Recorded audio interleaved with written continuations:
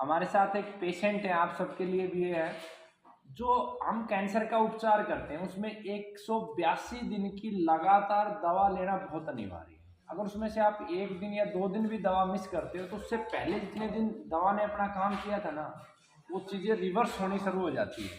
मतलब आपने 2 महीने दवा ले ली और बीच में 10 दिन छोड़ दी, तो 2 महीने में दवा ने अपनी ताकत लगाई थी ना, वो 10 दिन के गैप होने की वजह से रिवर्सिंग आ जाएगी।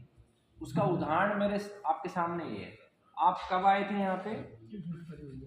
आप आए थे 4 मई को ना, और कितने 4 मई के बाद कितने दिन लगातार दवा ली? 2 महीने दवा ली। फिर ये गांठ कम हो गई थी, गांठ कम हो गई थी। फिर उसके बाद कहाँ से हैं आप? पंजाब से। पंजाब में बाढ़ आ गई है ना, तो फिर आप कितने दिन दवा का गैप रहा?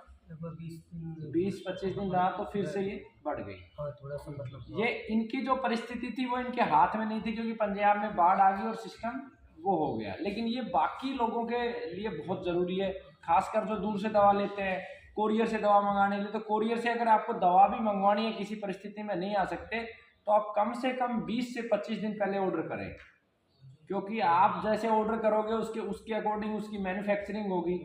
हर सप्ताह की दवा नहीं बनाते हैं, क्योंकि दवा में केमिकल नहीं होता उनमें कि सप्ताह का समाप्त हो जाए। तो जब आपका ऑर्डर आएगा, आपकी पेमेंट आएगी, उसके बाद बननी शुरू होगी, एक सप्ताह वो बनेगी, अगले सप्ताह वो डिस्पैच होगी, 7-8 दिन लगा देगा। कई बार कोरियर कंपनी डिले कर देती है। तो कम से कम सभी से मेरी प्रार्थना भी है, 20 दिन पहले आप ऑर्डर करें और इमरजेंसी में ही कोरियर करें। सबसे बेस्ट होता है कि पेशेंट सीधा आए। जो पेशेंट कंटिन्यू 6 से 8 महीने हमारे यहाँ रेगुलर आते हैं, उनका ठीक होने का रेशियो लगभग 70% से ज़्यादा जाता है। और जो लोग कोरियर से दवा मंगवाते हैं, एक बार आए फिर कोरियर से, उनका ठीक होने का रेशियो 50% पे अटक जाता है। उसके 2 कारण हैं। एक कारण तो पेशेंट की सिचुएशन क्या है, मैं जज नहीं कर सकता, मेरे सामने पेशेंट नहीं है तो।